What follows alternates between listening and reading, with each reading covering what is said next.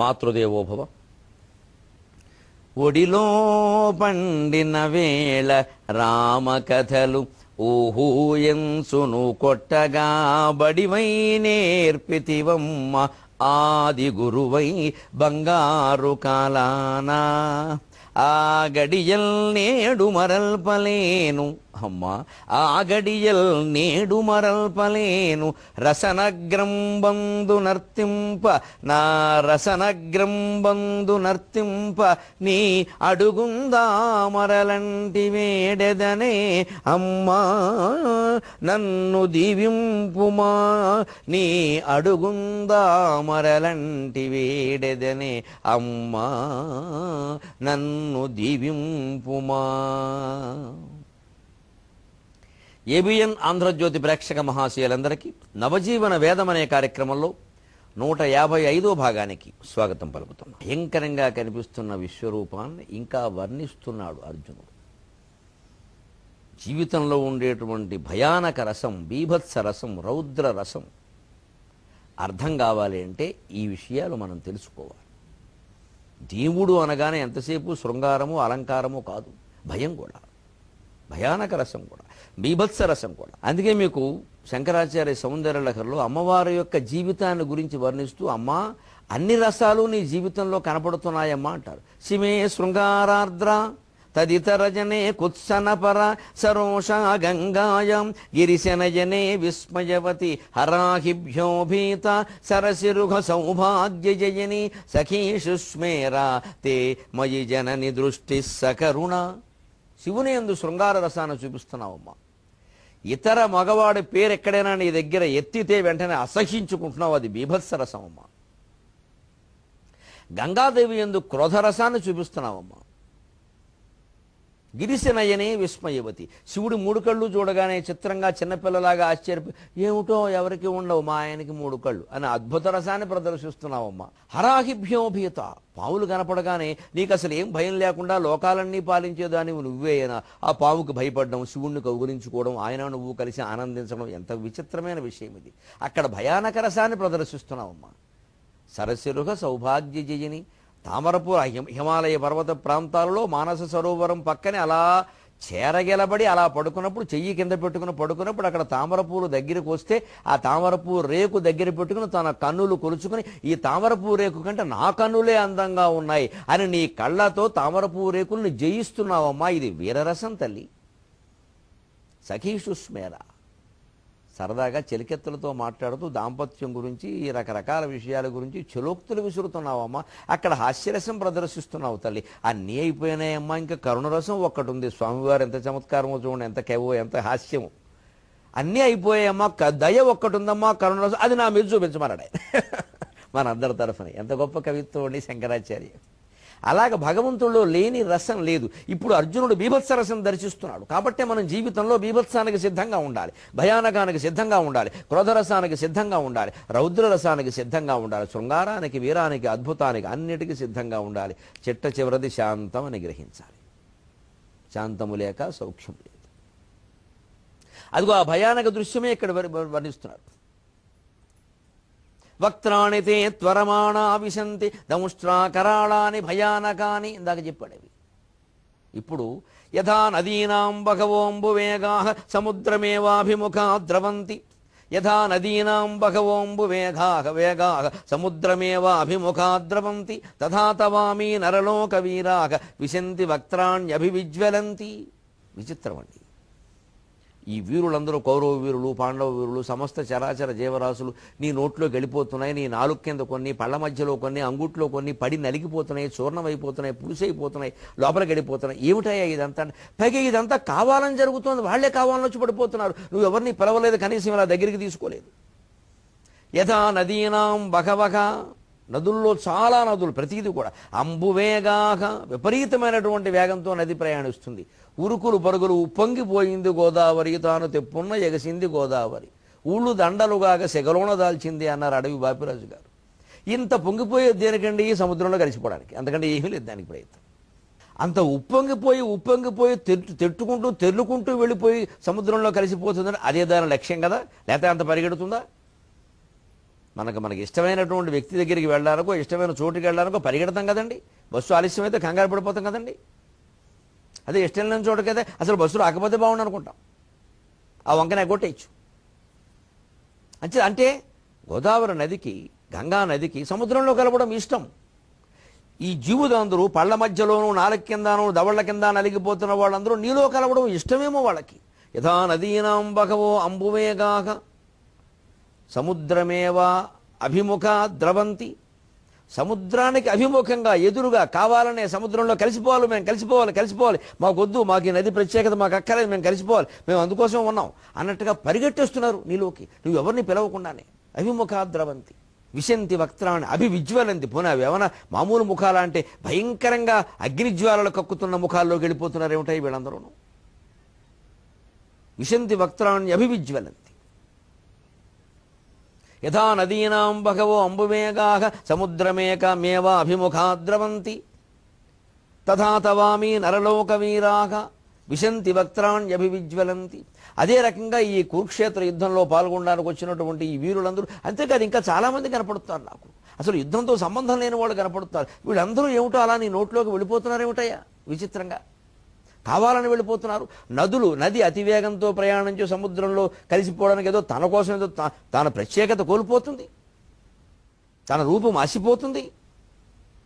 నారాయణ రెడ్డి గారు చెప్పారు చక్కని కవిత్వంలో, పుడముపై కురిసే మబ్బు ఆగిపోదు, తన రూపం ఆసిపోతుందని. కడలలో కలిసే నది ఆగిపోదు, తన ప్రత్యేకత పోతుందని. ఇది వ్యక్తిత్వ వికాసం. ఆ మహానుభావుడు అందుకోసం రాశాడు ఆ కవిత. మబ్బుగా ఉన్నప్పుడు చాలా అందంగా ఉంది, నల్లగా మధ్యలో మెరుపు చాలా అందంగా ఉంది. చాలా అందమైన వాళ్ళని మనం మబ్బుతోనూ మెరుపు తీగతోనూ పోలుస్తాం. కానీ అది ఆ అందమంతా పోతుంది, నేను నీటి ధార రూపంలో కింద పడిపోతున్నాను, మట్టి ముఖం అయిపోతున్నాను, నేలలో కలిసిపోతున్నాను, బురదైపోతున్నాను అని కురవడం మానేస్తుందా? అది దాని సహజ లక్షణం. అలాగే నది పరిగెట్టి సముద్రంలో కలుస్తోంది, కడలలో కలిసే నది ఆగిపోతూ తన ప్రత్యేకత పోతుందని. ఈ కడల్లో కలిస్తే నన్ను ఇంకా గోదావరి అనరు, గంగ అనరు, తుంగభద్ర అనరు, సముద్రం అంటారు.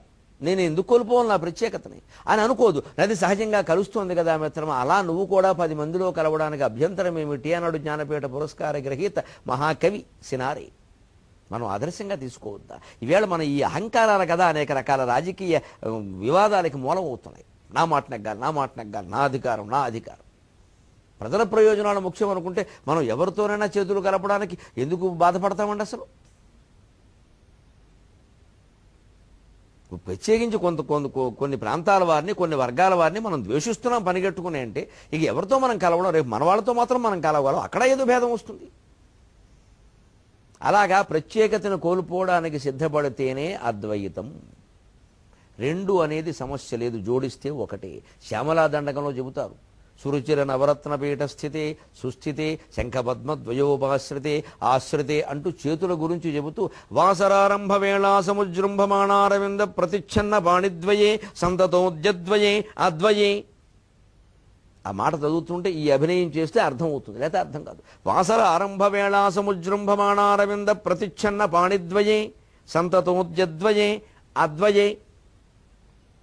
ఉదయాన్నే సూర్యకిరణాలకి వికసించినటువంటి పద్మాల్లా ప్రకాశిస్తున్న నీ 2 చేతులకి నమస్కారం అమ్మా అన్నాడు. వాసరారంభ వేళా సముజృంభమాణ అరవింద ప్రతిచ్ఛన్న పాణిద్వయి. అరవిందాలు ఎర్రగా ఉంటాయి, చేతులు కూడా ఎర్రగా ఉండడం శుభప్రదం. అరచేతులు ఎర్రగా ఉంటే వారి దగ్గర డబ్బు నిలబడుతుంది. చూసుకోండి, నాకేం అభ్యంతరం, ఏమైనా నిలబడితే నాకు ఇవ్వండి. అందుకని అరచేతులు ఎర్రగా ఉంటే డబ్బు నిలబడుతుంది. ఈ వేళ్ల మధ్యలో సందులుంటే డబ్బు ఖర్చు అవుతుంది. అదో శాస్త్రం ఎవరో చెప్పారు, నిజమో కాదో నాకు తెలియదు. ఈ అరచేతులు ఎర్రగా ఉంటే అది లక్ష్మీదేవి చేతులుట, అందుకని డబ్బులు నిలబడతాయట. ఈ మధ్యలో సందులు ఎక్కువ ఉంటే పోతాయట, ఏదో అదో మాట. అలాగా ఎర్రగా మెరిసిపోతున్నాయమ్మా నీ అరచేతులు అంటూనే సంతతోద్యద్వయే, ఈ 2 పాణులు సంతత ఉద్యద్వయే, ఇవి ఇలా విడదీస్తే ద్వయే, కలిపితే అద్వయే. అందుకే కాళిదాస మహాకవి ఉద్యద్వయే అద్వయే అన్నాడు. లోకమంతా ఇంతేనయ్యా, నువ్వు విడదీసి చూస్తే 2గా 3గా 4గా 16గా కనపడుతుంది, కలిపిస్తే ఒకటేనయ్యా. కలిపేసినప్పుడు చూడండి అప్రయత్నంగా నమస్కారం అంటే దైవ భావనతో మనం విశ్వంలో ఎవరికైనా నమస్కారం చేయగలిగితే అద్వైత భావనే, ఏకాత్మ భావనే. విడదీస్తే ఇంతే. అంచేత ఈ సిద్ధాంతమే సరైనది, ఉన్నది ఒక్కటే, రెండవది లేదు. ఇక ఇలా అన్నా ఇవన్నీ ఊరికే కుస్తీ పోటీలో ఉండే సింబల్స్ తప్పితే ఉపయోగాలు ఏం లేవు, అవి నిజాలు కావు. అంచేత అద్వైతమే పరమావధి. అందుకని సంతతోద్యద్వయే అద్వయే కల్పిస్తే ఒకటే కదా. అలాగా ఆ ఒక్కటే అనే భావాన్ని మనం గ్రహించగలిగితే ఇక్కడ ఏమండి మోక్షాన్ని గురించిన చర్చలో కొంతమంది ఇతర సిద్ధాంతులు అద్వైతం కంటే వేరైన వాళ్ళు, అద్వైతాన్ని వ్యతిరేకించేవాళ్ళు ఓ మాట చెబుతారు ఎప్పుడైనా, అందులో కలిసిపోతే మనకేం ఆనందం ఉందండి, పంచదార తినాలి అంటే పంచదార విడిగా ఉండాలి, మనం విడిగా ఉండాలి, బెల్లం ముక్క తినాలంటే బెల్లం విడిగా ఉండాలి, మనం విడిగా ఉండాలి. అంచేది మోక్షాన్ని బెల్లం తినడంతో పోల్చకూడదు, ఇది అజ్ఞానం. ఇది అంచేతని ఈ రూపంతో వచ్చేది ఏది మోక్షం కాదు, ఏ లోకంలో ఉన్నా అది మోక్షం కాదు. పెంచీకటి కవ్వలనెవ్వడు ఏకాకృతి వెలుంగున అతననే సేవింతం లోకంబులు లోకేశులు లోకస్థులు తెగిన తుదిని అలోకంబకు పెంచీకటి కవ్వలనెవ్వడు ఏకాకృతి వెలుంగున అతననే సేవింతం, అది మోక్షం. అదే ఇక్కడ చూస్తున్నాం కాబట్టి అది మనం కోరుకోవాలి ఖచ్చితంగా. ఎలాగా దాన్నే శివానంద రహంలో చెబుతారు. అంకోలం నిజబీజ సంతతికి, సముద్రంలో నది కలిసిపోతుంటే దాని ప్రత్యేకత కోల్పోతుంది కదా, ప్రత్యేకత కోల్పోవడంలోనే ఆనందంగా ఉంది. మీరు చూడండి, మనం ఎవరమో తెలియకుండా అందరిలో కలిసిపోయినప్పుడు మనం ఎవరం అనే విషయాన్ని మనం మర్చిపోతే ఆనందంగా ఉంటాం. మనం ఎవరో తెలిసేసరికి ఒక రకమైన ఇబ్బంది అండి, ఎంబ్రేసింగ్ సిచ్యువేషన్ అంటారు చూడండి ఆంగ్లంలో. వెంటనే కొంతమంది దగ్గరికి చేరతారు, కొంతమంది చేరరు. వెంటనే వీళ్ళందరూ చేరారని ఆనందం లేదు. వాళ్ళు ఎందుకు చేరలేదు, వాళ్ళు నన్ను గుర్తుపట్టట్లేదు ఏమిటి, నేను ఇక్కడ నుంచున్నా కానీ వాళ్ళు తెలీదా, వెంటనే ఇంతమంది చేరారని ఆనందం లేదండి. వాళ్ళు ఎందుకు చేరలేదు, లేకపోతే అందులో చేరిన వాళ్ళు ఎవరో మన విమర్శ చేస్తారు, వెంటనే ఇదేమిటి మొహం మీద ఎలా అంటున్నాడు ఈయన.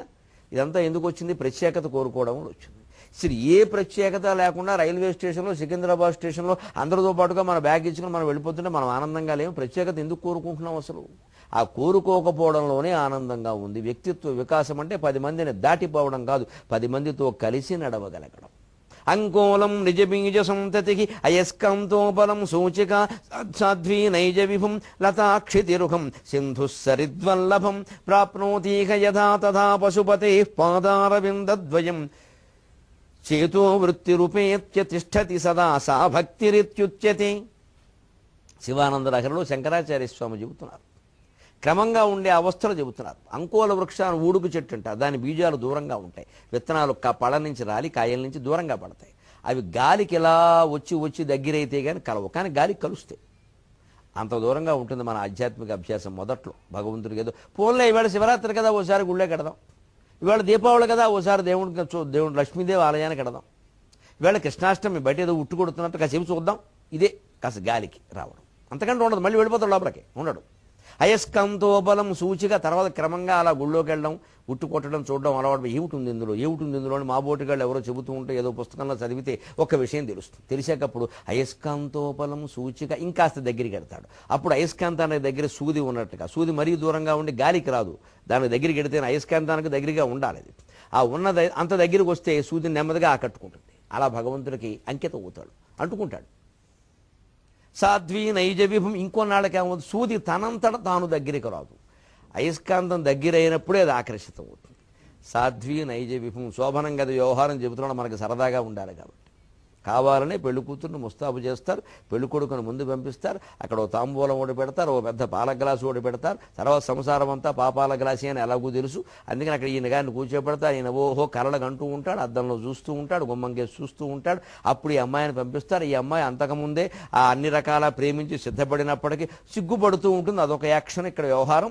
అందుకని అమ్మాయి పర్వాలేదే వెళ్ళాలి, మేమంతా వెళ్ళాలా అని చెప్పి దగ్గరుండి హారతిచ్చి పంపిస్తారు. అంటే ఇక్కడ అమ్మాయి ఇష్టపడుతోంది, సాధ్వీ నైజ విభం.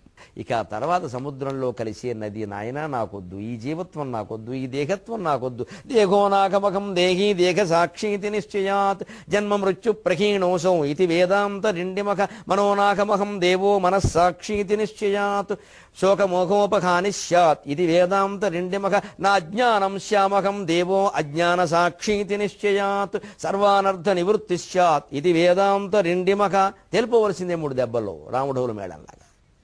ఈ దేహం నేను కాదు, ఈ మనస్సు నేను కాదు, కారణ శరీరంలో ఉండి సుషుప్తి అవస్థలో అజ్ఞానాన్ని చూస్తున్న నేను కూడా నేను కాదు, నేను నువ్వే.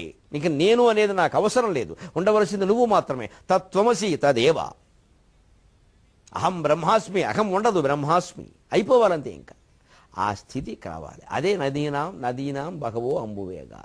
అలాగే తమంత తామే కోరుకుని ఏదైనా శోభనం గదిలో కడితే పర్వాలా, అంకుడు చెట్టు విత్తనాలు అయితే పర్వాలా, మరొక ఏదైనా ఉద్యోగం కోసం నిలబడితే పర్వాలా, ఇది ఇప్పుడు చావడానికి వెళ్ళిపోతున్నారు అందరూ.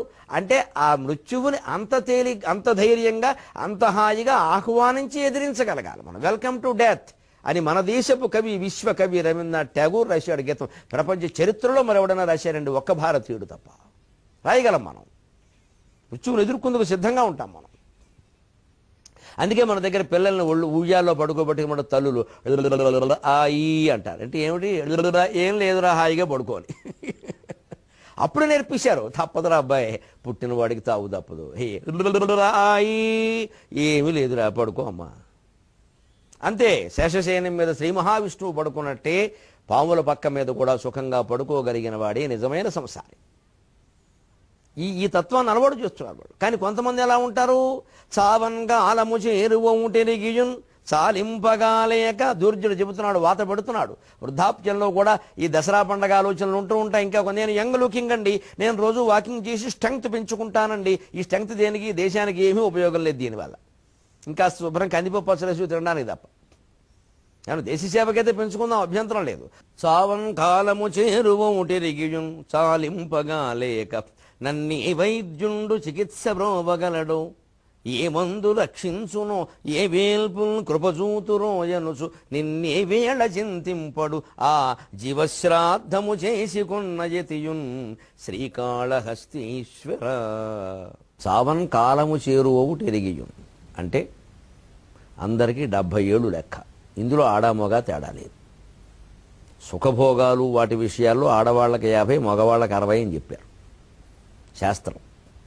ఇక వార్ధక్యం, సావుకి సిద్ధంగా ఉండడం ఇద్దరికీ 70. 70 దాటాక ఎలా ఉండాలంటే స్విచ్ ఆపేసిన సీలింగ్ ఫ్యాన్, స్విచ్ ఆపేసాం ఇంక తిరగదు, ఇంకో నాలుగు చుట్టూ తిరుగుతుంది, ఆగిపోతుంది. ఇంకా మనం పేట వేసుకుని ఎక్కి తిప్పేయకూడదు, ఇంక తిరగదు, అది అయిపోయింది, స్విచ్లు ఏదెక్కింది. ఇంకా నేను చెప్పాలి, జీవితంలో చాలా సాధించాను చాలు. అత్తగారిని సాధించాం, కోడలను సాధించాం, ఇంకేంటి సాధించేది? సాధించే ఎంత పని చేసాం చాలు. ఇంక మంచి చెడ్డ వద్దండి. ఇంకా ఏవో ఆ లక్ష్యాలు ఉన్నాయి, ఈ లక్ష్యాలు ఉన్నాయి. నేను మా రచయితల్లో ఉంటారు కొంతమంది, నాకు ఆశ్చర్యం. నేను ఒక 100 పుస్తకాలు రాయాలి, దేనికి పని లేక తాటాకులు రాసుకోవాలి కూర్చుని. ఇవి 100 పుస్తకాలు ఎవరు చదివారండి? ఎందుకంటే రాయడం అసలు రాసి నువ్వు చదివేవాళ్ళు ఏడో పక్క రాస్తే ప్రబంధ ఎలా అలసాని పెద్దల మనుచరిత్రలో ఒక్కటి రాయాలి, లేకపోతే మనుచరిత్ర చదువుకుంటూ కూర్చోవాలి.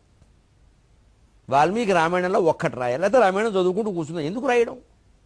నా కుర్యాత్ నవిజానీయాత్ సర్వం బ్రహ్మేత్యనుస్మరన్ యథా సుఖం తథా తిష్టేత్. మొత్తం అంతా సర్వం బ్రహ్మమయం, అంతా బ్రహ్మమయం, అంతా బ్రహ్మమయం, ఒకే ఒక భగవత్ స్వరూపం అని ప్రతి పరిణామానికి ఓ చిరునవ్వు నవ్వుతూ అంతర్ముఖులమై అమ్మవారి యొక్క ధ్యానం చేసుకుంటూ 70 ఏళ్ళు దాటాయంటే ఏ క్షణమైనా సిద్ధంగా ఉండాలి. అంతకు ముందు కూడా ఏమవుతామో తెలియదు. ఎందుకంటే మీరు ఆలోచించండి దయచేసి, ప్రస్తావిస్తున్నానని కాదు. మాసాయిపేట రైల్వే క్రాసింగ్ దగ్గర చనిపోయిన పిల్లలు 16 మందికి వాళ్ళు అసలు ఊహ ఉందండి మృత్యువు గురించి?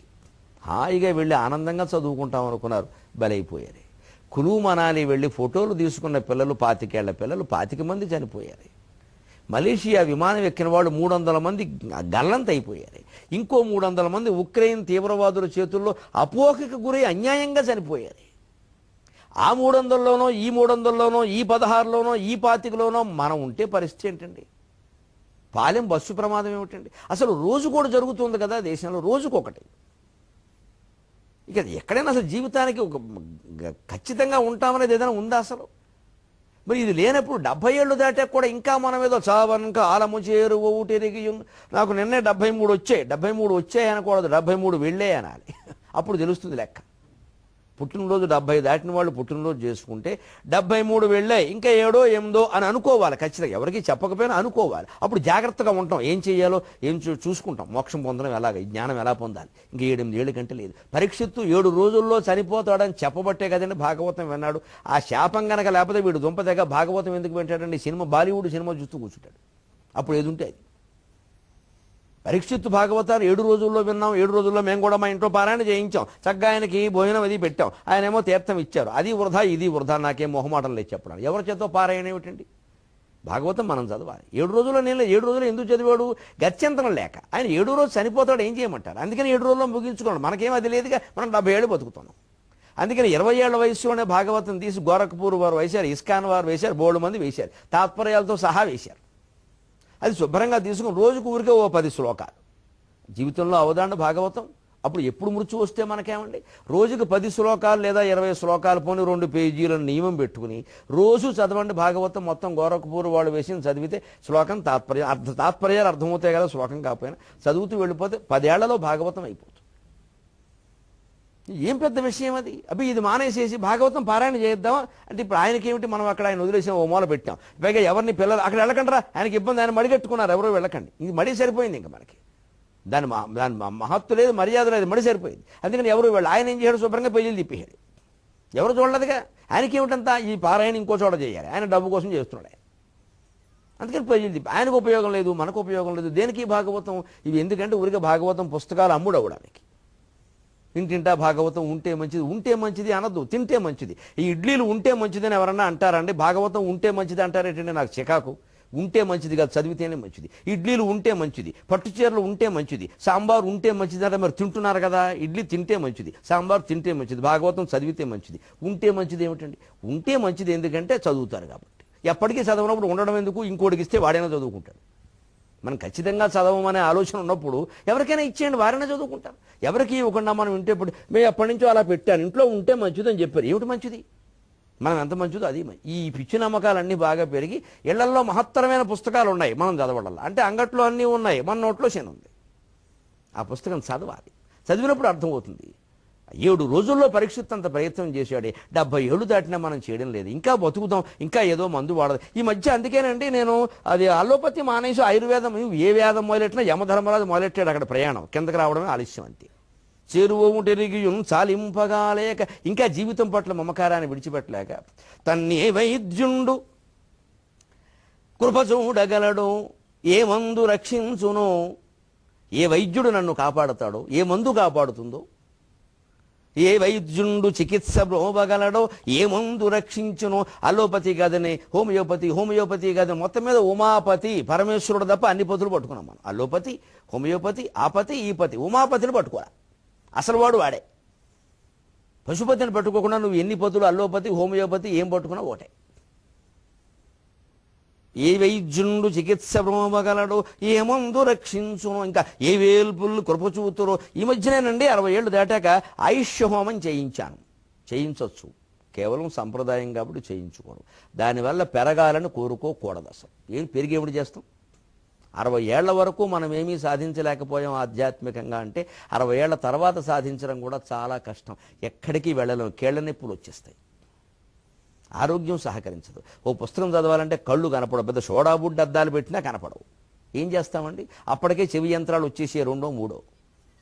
పైగా చెవిపోటుకి మందు వేసుకుంటే మెడకు తగిలింది. అది ఏమైంది? జీవితాలు ఏమవుతున్నాయండి? కార్పొరేట్ ఆసుపత్రికి మనం పొరపాటున ఏదో కంటికో చెవుకో నొప్పి వచ్చిందని వెళ్ళామంటే వాళ్ళు ఏ మందులు వేస్తున్నారో తెలియట్లేదు. అదేదో మళ్ళీ వేరే దానికేదో రకరకాల పరీక్షలు, దానికి మళ్ళీ ఆపరేషన్. మొత్తం మీద వీడు కాస్త డబ్బు ఉన్నవాడనే విషయం తెలిస్తే, అందుకే వారు కార్పొరేట్ వైద్యులు విచిత్రం. మీరు ఏం చేస్తూ ఉంటారండి అంటారు, అంటే తోడేయడానికి మొత్తం. మీరు ఏం చేస్తూ అంటే ఉద్యోగం సెంట్రల్ గవర్నమెంట్ అండి, ఎయిడెడా గవర్నమెంట్ లాగేయి, దాన్ని బట్టి బిల్లు. నేను ఏమీ చేయనండి, మీలాంటి వాళ్ళకి కట్నాలు ఇచ్చుకుంటానని చెప్పాలి, అప్పుడు వదిలిపెడతాడు అని లాగేస్తున్నాడు శుభ్రంగా. అలాంటి వైద్యులు కాపాడతారా? ఏ మందు రక్షించును, ఏ వేల్పులు కృపచూతురు అని ఏమన్నా నవగ్రహాలకు అభిషేకం చేస్తే ఆయుర్దాయం పెరుగుతుంది కదండి. నమ్మక చమకాలతో అసలు ఎందుకు పెరగాలి ఆయుర్దాయం? ఉన్న ఆయుర్దాయాన్ని ఏం చేసాం మనం ఇంతకాలం? ఆయుర్దాయం పెరగాలని అనుకునేవాడు 20 ఏళ్ల వాడు అనుకోడు కదండి, 30 ఏళ్ల అమ్మాయి అనుకోదు కదండి, 70 ఏళ్ల వాళ్ళే కదండి అనుకునేది. 70 ఏళ్ళు దాటాక ఇంకా ఆయుర్దాయం పెరగాలనే కాంక్ష దేనికి? ఇక మనకి ఆధ్యాత్మికత ఏం అర్థమైనట్టు? మళ్ళీ అరుగుల మీద కూర్చుని హాయిగా ఉపన్యాసాలు మనమే ఇస్తూ ఉంటామే, ప్రపంచం అంతా శూన్యం. మన పూర్వులండి భాగవతంలో ఏం చెప్పారో అదే జరుగుతుంది. నువ్వు అరుగు మీద కూర్చుంటావని కూడా వారే చెప్పారు.